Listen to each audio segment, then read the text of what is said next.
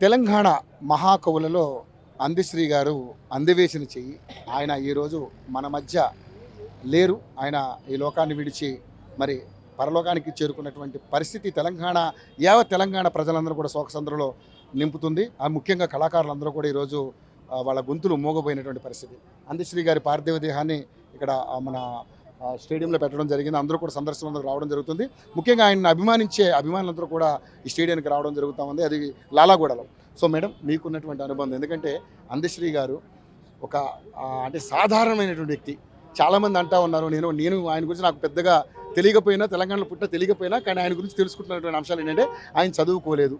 ఒక బర్రెలు కాసుకుని గొర్రెలు కాసుకున్నటువంటి వ్యక్తి ఒక మహాకవి స్థాయికి ఎదిగారంటే చాలా అద్భుతమైనటువంటి ఆయన ఆయన మా కీర్తి ఇంత దూరం వచ్చిందని మనం చెప్పుకోవచ్చు.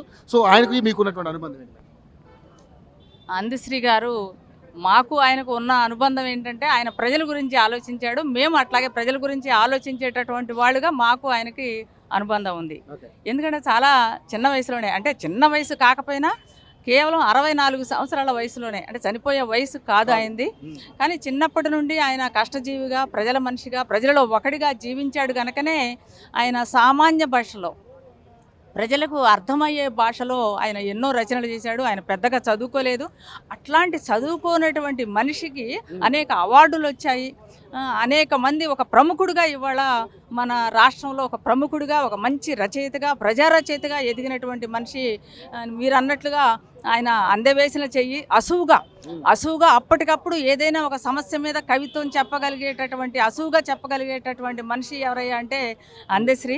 అందుకని ఆయన ప్రజల కోసమే ఆలోచించాడు. ఎందుకంటే ప్రజల భాషలో రాశాడు, ప్రజల గురించి ఆలోచించాడు, ప్రజల కోసం కూడా రాశాడు.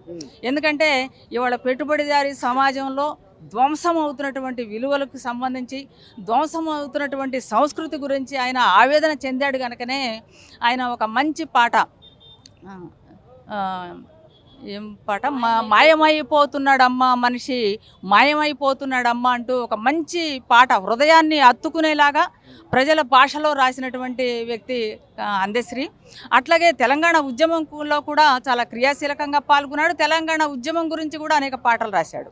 అట్లాగే తెలంగాణ ఉద్యమం అయిపోయిన తర్వాత కూడా జై హో తెలంగాణ అని ఒక పాట కూడా రాసి రాష్ట్ర గీతంగా కూడా పెట్టినటువంటి పరిస్థితి. అంటే ఒక మామూలు గొర్రెల కాపరిగా ఉంటూ, ఒక భవన నిర్మాణ కార్మికుడిగా ఉంటూ, పేదరికంలో పుట్టి పేదరికాన్ని అనుభవించి అంత కష్టజీవిగా ఉన్నటువంటి మనిషి, చదువుకోని మనిషి ఇంత ఎత్తుకు ఎదగడం, ఒక శిఖరం లాగా నిలబడడం అనేటటువంటిది మామూలు విషయం కాదు. అందుకని మా సిపిఎంఎల్ మాస్లైన్ పార్టీ తరఫున ఆయన మరణానికి మా ప్రగాఢ సంతాపాన్ని, సానుభూతిని తెలియజేస్తున్నాం. ఆయనకి వినమ్ర నివాళి అర్పిస్తున్నాం, జోహార్లు అర్పిస్తున్నాం. కే రమ. మేడం, మీరు చెప్పండి, మరి ఈరోజు అందశ్రీ గారు మన మధ్య లేరు, ఆయనకి మీకున్నటువంటి అనుబంధం? అందశ్రీ గారితో ప్రత్యక్ష సంబంధము కొన్ని సందర్భాల్లో, ఉద్యమ సందర్భాల్లో, అది ముఖ్యంగా తెలంగాణ ఉద్యమ సందర్భాల్లోనే తనతో సంబంధం ఉంది. అదే కాకుండా అతని పాటల ప్రభావంతో ఈరోజు సమాజాన్ని ఉర్రూతలీగించడమే కాదు, ఆలోచింపజేసే విధంగా తను చేసినటువంటి కృషి ఏదైతే ఉందో అది కూడా సహజంగానే సంబంధాన్ని ఏర్పరుస్తుంది. ప్రత్యక్షంగా పక్కనే తిరిగితే సంబంధం కాదు, భావ సంబంధం కూడా, అతనితో భావ సంబంధం కూడా ఏర్పడింది. అందశ్రీ గారు తాను వచ్చినటువంటి జీవనాన్ని మర్చిపోకుండా, ఆ జీవితంలో ఉన్న కష్ట నష్టాలని, ఆ వాటిని కేవలం తాను అనుభవించిన కష్టంగా కాకుండా దాని పాట రూపంలో ప్రతిబింబించే విధంగా, దాన్ని సొంతం చేసుకుని దాని పరిష్కారాన్ని కూడా చెప్పే విధంగా తను రాసిన పాటలు ఏవైతే ఉన్నాయో, తను సమాజానికి అందించిన కళాత్మక హృదయము, రచయిత హృదయం ఏదైతే ఉందో అది చాలామంది సమాజంలో ఆలోచింపజేసే విధంగా ఉంది అనేటువంటిది చాలా క్రిస్టల్ క్లియర్గా మనకు కనబడుతుంది. నిజానికి అందశ్రీ లాంటి గారి కోల్పోవడం అనేది కళా బృందానికి లేదా రచయితగా, కవిగా అది చాలా లోటు అనేటువంటి విషయాన్ని, లోటు జరిగింది అనేటువంటి విషయాన్ని మనం గుర్తించాల్సి ఉంది.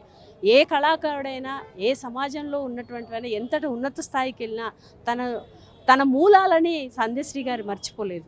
ఆ మూలాలకి పరిష్కారాన్ని వెతికే ప్రయత్నం చేశాడు. ఆ పరిష్కారాన్ని వెతుకుతున్నప్పుడు గాయపడిన కవి హృదయం ద్వారా కవిత్వాన్ని కూడా బయటకు తీసుకురాగలిగాడు. అది అందశ్రీ గారిలో ఉన్నటువంటి గొప్పతనం. అందుకనే అందశ్రీ గారి జీవించిన జీవనము, తను ప్రతిబింబించిన పాటలను, కళల్ని ప్రజల కోసం ఆలోచించే కళాకారులందరూ సొంతం చేసుకోవాలని, వారసులుగా మారాలని కూడా మేము ఈ సందర్భంగా కోరుకుంటున్నాం. నా పేరు S L Padma. Trade union centre of India TUCA state secretary. మన తెలంగాణలో ఉన్నటువంటి ప్రత్యేకత ఏంటో తెలియదు కానీ మేడం, ప్రతి ఒక్క కవి కానీ ఇలాంటి అద్భుత కవులందరూ కూడా మన తెలంగాణలో పుట్టారు. మన తెలంగాణ సంస్కృతి సాంప్రదాయాల్ని పెంపొందించే విధంగా వాళ్ళు ఎంతో అద్భుతంగా, అలాగే ఉద్యమాన్ని కూడా ఉవ్వెత్తున ఎగిసిపోయేలా చేసినటువంటి వ్యక్తులలో అందశ్రీ గారు కూడా ఒకరు. సో అటువంటి వ్యక్తి మన మధ్య లేకపోవడాన్ని ఏ విధంగా జీర్ణించుకుంటారు? అంటే ఒకటి, మరణం అనేది సహజమే, అయితే అసహజ మరణం అనేది అసహజమైనది. మరణం సహజంగా సంభవించి ఒక వృద్ధత్వంలో వయసు మీరిన తర్వాత చనిపోతే అది బాధ కలిగించే విషయం కాదు. కానీ తను చాలా చిన్న వయసులోనే చనిపోవడం అనేది అసహజ మరణం. అందుకనే అది ఎట్లాగైనా తీవ్ర లోటుగానే భారత సమాజానికి లేదా తెలంగాణ సమాజానికి ఉంటుంది అని నేను చెప్పదలుచుకున్నాను. వాళ్ళ కుటుంబానికి నా ప్రగాఢ సానుభూతిని తెలియజేస్తాను.